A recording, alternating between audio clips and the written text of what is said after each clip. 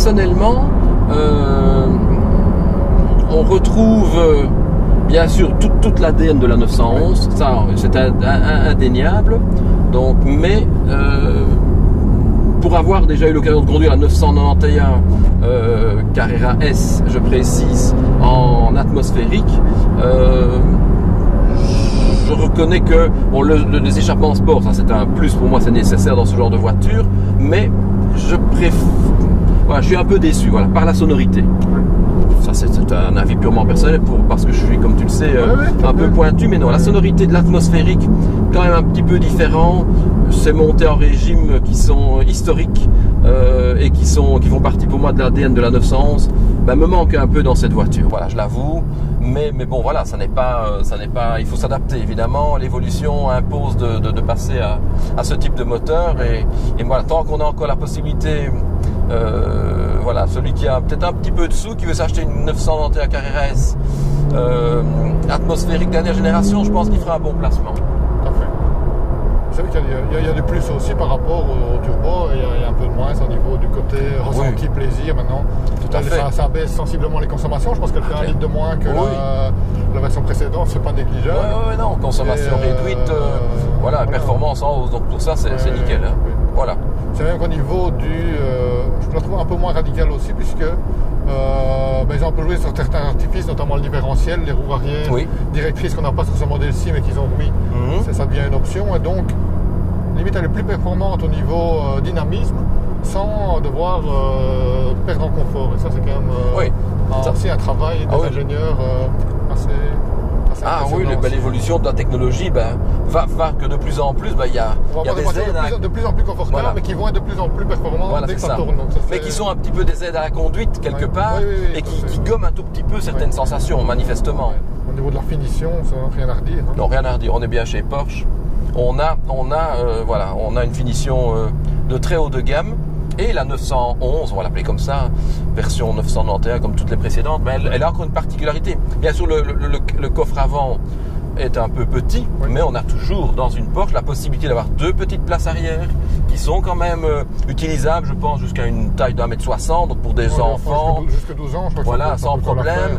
Ou des adultes éventuellement de plus petite taille. C'est un très court trajet. Donc pour un petit trajet, donc c'est quand même accessible. Et ce qui est quand même très appréciable dans cette voiture, c'est qu'on a réellement la possibilité, si on bascule les deux dossiers des sièges arrière. Il y a un peu de place pour les bagages. C'est vrai que le coffre avant est quand même un peu limite au niveau des... Et il faut savoir que Porsche, à l'origine, la première Porsche, la 356, il y avait dans le cahier des charges la possibilité d'y mettre un sac de golf. Donc c'est te dire la clientèle qu'il visait.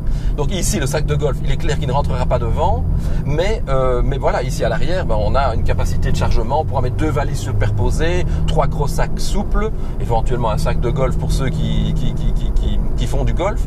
Donc c'est vrai que de ce point de vue-là, la Porsche offre cet avantage qui est quand même tout à fait appréciable. 2 points qui me frappent aussi, c'est la direction, elle est précise, elle est... Ah oui, c'est un couteau suisse. Hein. Oui, tout à fait, elle est vraiment précise. Et la position de conduite. Tu trouves directement, directement des marques, tu es bien installé dans les sièges sport. Et avec ces 2 éléments quand même remarquables de la voiture. Non, je crois que pour terminer, je trouve que très satisfait de cet essai, de vous l'avoir proposé en tout cas pour notre premier anniversaire, parce que c'est quand même une voiture exceptionnelle. Et voilà, et dans l'ensemble, je trouve que elle... C'est un bon produit, c'est la référence. Voilà. C'est la référence des voitures de sport depuis 50 ans. Mais c'est fabuleux de voir comment en 50 ans ils sont parvenus à la faire toujours évoluer sur base des technologies proposées pour rester quand même, on va dire, leader malgré tout. C'est toujours la 911 qui est prise en référence par les grands fabricants sportifs, quels qu'ils soient. Donc ça reste. On voit, pour parler des concurrents, sans faire de comparaison, parce que c'est pas le but de l'essai. Mais on voit que quand Mercedes sort la MG-GT, quand Jaguar sort la F-Type, quelle est la cible de ces voitures-là? C'est la 911. Évidemment. Ils veulent tailler des croupières à la 911. La M4, c'est la 911. Enfin, voilà, c'est sûr que chaque constructeur qui sort sa voiture sportive se positionne en fonction de la 911. Donc ça montre que c'est la référence et qu'à mon avis, elle va encore le rester pendant quelques années. avec son design intemporel. Ouais. C'est toujours le même design qui... Ça aussi, c'est une grosse réussite. En partant du même design, arriver à faire évoluer et garder une modernité dans le design. Et de continuer à soutenir la demande, malgré tout, parce que bon, voilà, maintenant on l'a trop vu, parce que malgré tout, la ligne reste toujours, reste toujours la même. Mais voilà, elle évolue. Je dis celle-ci, moi je trouve que c'est une réussite parfaite. Elle est équilibrée, elle est harmonieuse, elle a été juste stylistiquement, on va dire, modifiée. Et très franchement, une très belle voiture. Franchement, on la connaît bien, mais pour avoir eu l'occasion de l'essayer aujourd'hui, très très chouette voiture. Mais c'est vrai que les déclinaisons chez Porsche sont incroyables. Je pense que je serais incapable de citer tous les modèles de 911 qui existent, tellement il y a de variantes disponibles. S, 4S, Targa 4S, Cabriolet, GTS, Turbo S, enfin GT3, GT3 RS. C'est-à-dire que sur une même carrosserie, là ils sont forts. Hein, c'est ça qui est amusant aussi, de rouler dans celle-ci, on roule dans une hérésie totale. Bien sûr. A la PDK, on a la 4 roues motrices, on a le moteur turbo. Oui, voilà. C'est un peu pour le porschiste. Fanatique de base, on est un peu dans la voiture hérétique. Qu'est-ce que je viens de dire? Moi je dis pour moi la Carrera S atmosphérique, 2 roues motrices, ça c'est un placement, je pense, sur du moyen terme, dans les 5 à 10 ans, ce sera un excellent placement et elle sera recherchée. En voiture de tous les jours. Celui qui a les moyens, évidemment. Sans hésiter. La Porsche 911 est réputée pour être la sportive la plus polyvalente, à savoir que c'est une voiture avec laquelle vous pouvez descendre à la Côte d'Azur, à la haute saison, et éventuellement aller à la montagne, en tout cas avec la 4S, aller à la montagne au sport d'hiver. Donc c'est vrai que peu de sportifs offrent cette polyvalence et cette sécurité active et passive. On en arrive à la question qui fâche ou qui ne fâche pas, c'est la note. Sachant qu'on venait essayer quand même la 911, la référence, la sportive de référence du segment. Non, c'est douille surpris. Voilà, elle est. Voilà, je dis juste ce petit manque, moi je suis spécial évidemment. Ce petit manque de pureté dans le son, mais sinon non, rien à dire. La voiture, elle est top. Hein. Elle est top. Hein. Je pense que on peut pas lui trouver beaucoup de défauts.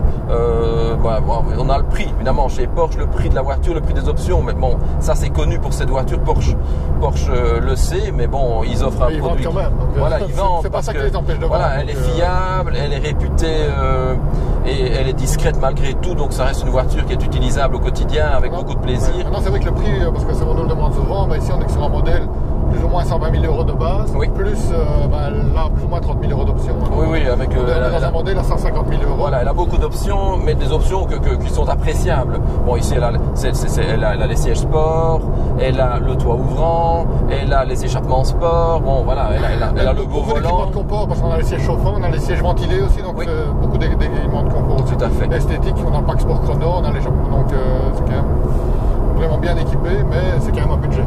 150 000 euros, c'est bien sûr. Et donc au niveau étoiles, alors, est-ce que on va jusqu'à 4 4 étoiles, oui, clairement. 4 étoiles. Moi, je te rejoins. Voilà une petite sœur, tiens. Vous la verrez peut-être. Voilà l'ancêtre de cette voiture, donc la version 964. Donc effectivement, on se rapproche de notre partenaire Chronos.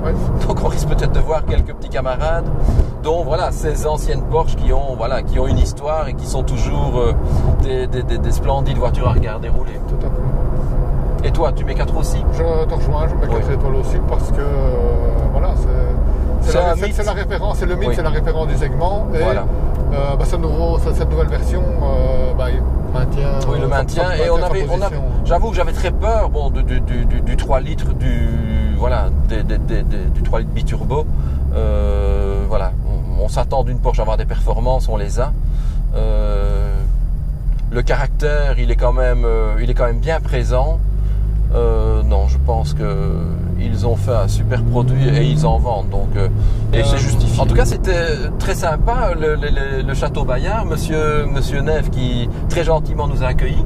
Très bel endroit. Hein. Je tiens vraiment à les remercier parce que ça nous a permis de vous offrir de belles vues. Hein. Voilà, de faire de belles vues, de vous offrir de belles images. Et on en profite également pour les remercier parce qu'on a vraiment reçu un accueil vraiment sympa. Merci à eux. En tout cas, c'était chouette. Ben voilà, on est au bout de cet essai, un essai très plaisant. Hein. Absolument, c'était vraiment une belle après-midi avec cette voiture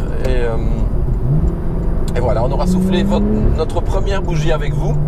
Et j'espère que vous apprécierez. On a un peu assisté sur les images et le son parce que c'est Porsche. Et c'est ce qu'on voulait vous offrir. J'espère qu'on sera reparti pour une nouvelle année de beaux essais, j'espère. Bien sûr, on ne sera pas que dans des voitures sportives évidemment, puisqu'on veut être polyvalent. Mais bon, je pense qu'on aura encore l'une ou l'autre belle surprise avant l'été. Vraiment, la constante, c'est vraiment que la voiture nous plaît. Ce qu'on a envie d'essayer. Oui. C'est vrai qu'on ne va pas essayer toutes les voitures, c'est pas possible. On n'a pas le temps. Et puis bon. Mais la voiture qui a un petit quelque chose qui fait qu'on a envie de l'essayer. On est d'accord. Donc on se retrouve la semaine prochaine, on sait déjà, pour l'essai d'une voiture qui va nous plaire, à mon avis. Une nouveauté en tout cas. Tout à fait. C'est le Skoda Kodiaq. Voiture bien née, manifestement, et je me réjouis de la découvrir puisqu'elle offre quand même elle offre quelque chose d'un petit peu différent et elle est pas mal réussie. Donc on en parle avec vous pour le week-end prochain. Je pense qu'elle va te plaire parce qu'ils ont sorti, je ne sais pas si tu as vu, des rainures, des renforts dans les rainures des portes. J'ai lu ça. Pour éviter d'avoir les coups. Et ça, c'est quelque chose auquel tu es sensible, je sais. Oui, mais écoute, mais c'est con. Aucun fabricant ne le propose, mais Skoda l'a mis.